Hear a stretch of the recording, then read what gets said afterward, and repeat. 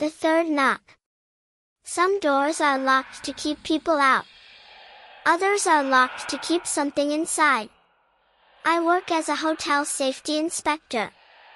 To put it simply, my job is to travel around the country, spend a few nights in newly built or recently renovated hotels, and write reports on their security systems, fire safety measures, surveillance cameras, and emergency procedures. It's probably one of the most boring jobs in the world. Or at least, that's what I used to believe.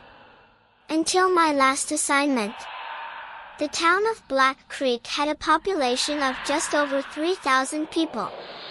The only road leading into town cut through a dense pine forest where GPS signals disappeared every few minutes. By the time I arrived, it was almost 10 at night.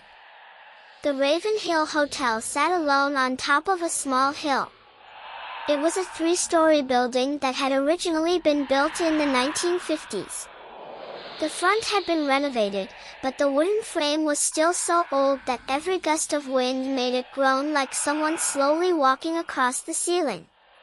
The woman at the front desk looked to be around 70 years old. She handed me the room key but didn't let go immediately. Instead, she stared at me for several seconds before asking, "Are you traveling alone?" "Yeah." She nodded slowly. "If you hear 3 knocks at your door, don't answer." I laughed. "Local superstition?" She didn't smile. She simply slid the registration form across the counter. In the bottom corner, someone had handwritten a sentence in faded ink. "Do not leave your room after 3:13 a.m. I assumed it was just another haunted hotel gimmick. Places like this loved creating creepy stories so guests would post about them online. I didn't think much of it. My room number was 312. The last room at the end of the 3rd floor hallway. Directly across from the emergency stairwell. The first thing I noticed was how empty the floor was. As I walked down the hallway, I only saw 3 occupied rooms. 312, 313, 314. Only 3. Each room separated by exactly 3 doors. I chuckled to myself. Whoever designed this place really loved the number 3. After taking a shower, I opened my laptop and started finishing my inspection report.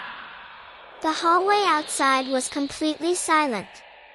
So silent that I could hear the ticking of the old wall clock inside my room. 12:07. 12:38. 1:16. Time felt strangely slow. Sometime close to 2 in the morning. I heard wheels rolling outside. Clack. Clack. Clack. It sounded exactly like a hospital gurney being pushed across the floor. The sound stopped right outside my room. Then, it continued, slowly disappearing toward the far end of the hallway. I looked through the peephole. Nothing. The hallway was completely empty. Yet I could still hear it. As if an invisible stretcher was being pushed through the darkness. At exactly 3:13 a.m. The lights flickered. My phone lost its signal. The Wi-Fi disappeared. Then the television turned on by itself. There was no picture. Only static. Slowly, words appeared in the center of the screen. "Don't answer." At that exact moment. Knock. Knock. Knock. 3 soft knocks echoed from the other side of my door. I remembered what the receptionist had said. "Don't open it. Don't answer." I froze. 10 seconds. 20. A full minute. Nothing. The silence returned.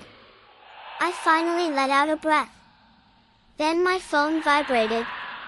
A text message from an unknown number. Why didn't you open the door? Every hair on my body stood up. No one knew my personal phone number. Before I could even process it, another message appeared. I'm still standing outside. I rushed to the peephole again. The hallway was empty. Another vibration. Stop looking through the peephole. My heart nearly stopped. If there was no one outside, how did whoever sent the message know exactly what I was doing? I immediately tried calling the police. No signal. I grabbed the satellite phone I carried for work. Nothing. Even my laptop had completely lost its internet connection. It felt as though the entire hotel had been cut off from the rest of the world. Then, I heard footsteps. Not outside. Above me. On the ceiling. Someone was walking. Very slowly. Each step dragging across the wood like a body being pulled. The footsteps stopped directly above my bed. Silence. A cold drop landed on my forehead. I wiped it away. It wasn't water. It was blood. To be continued.